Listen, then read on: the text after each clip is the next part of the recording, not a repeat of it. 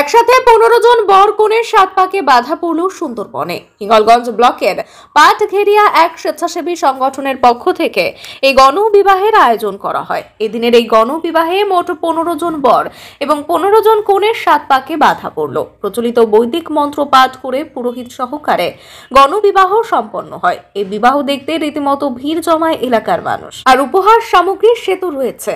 সোনার গয়না, খাট, বিছানা থেকে শাড়ি, সিলিং, পাখা, গরু ও সংসারের যাবতীয় সামগ্রী এগুলো ওই স্বেচ্ছাসেবী সংগঠনের তরফ থেকে বর কনেদের হাতে তুলে দেওয়া হয়।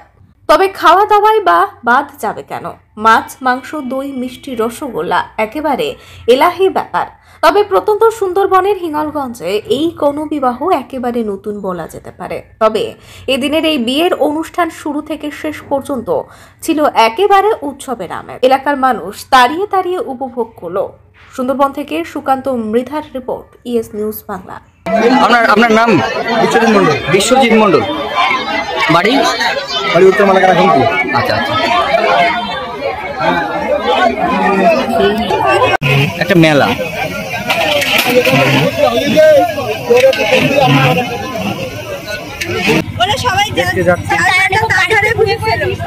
এই এরকম ধরনের বিয়ে কি আগে আপনি কখনো দেখেছেন? আমার বয়সে তো এখন কেমন লাগছে এসে যে বিয়ে বাড়িতে এসে?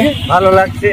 আগে যারা পালিয়ে বিয়ে করেছে তাদের বিয়ে হয়নি, অনুষ্ঠান হয়নি, রেজিস্ট্রি হয়নি, সেসবগুলো ব্যবস্থা সবই দেখছি, ভালোই লাগছে। আপনার নাম? শরৎ মন্ডল, বাড়ি আমতলী।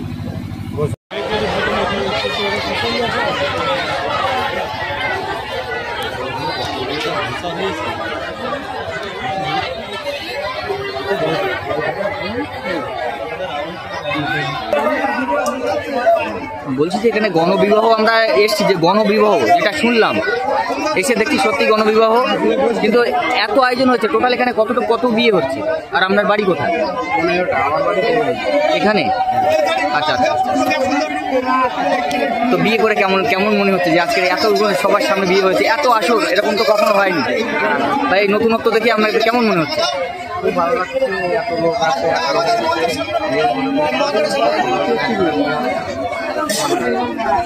একটু জোরে বলুন, একটু জোরে।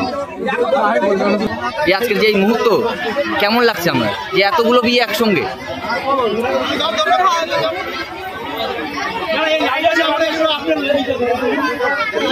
সুন্দরবনে গণবিবাহ হলো, কেমন লাগছে আর কাদের তরফে হলো, কি দেওয়া হলো? কলকাতা রাউন্ড টেবিলের পক্ষ থেকে আর পাটগড়া শ্রী শ্রী গুরুরাজ মন্দিরের সহযোগিতায় আমাদের এই সুন্দরবন প্রত্যন্ত অঞ্চলে প্রথম গণবিবাহের আয়োজন করেছি আমরা। এবং আপনারা দেখতে পাচ্ছেন 15 জোড়া এই বিয়ে আমরা দিতে সমর্থ হয়েছি। এবং শুধুমাত্র যে এই সুন্দরবনের মানে প্রত্যন্ত দুস্থ মানুষের জন্য আমরা এটা করতে পেরেছি, এর জন্য আমরা কি বলবো, খুব আনন্দিত। বহু মানুষের স্বতঃস্ফূর্ত আপনারা দেখতে পাচ্ছেন, মানুষ দেখার জন্য শয়ে শয়ে মানুষ আমাদের কাছে এসছে। আমরা সেই মানুষের পদধূলি আমরা ধন্য হয়েছি। আমরা তাদের জন্য সমস্ত সেবার ব্যবস্থা করেছি।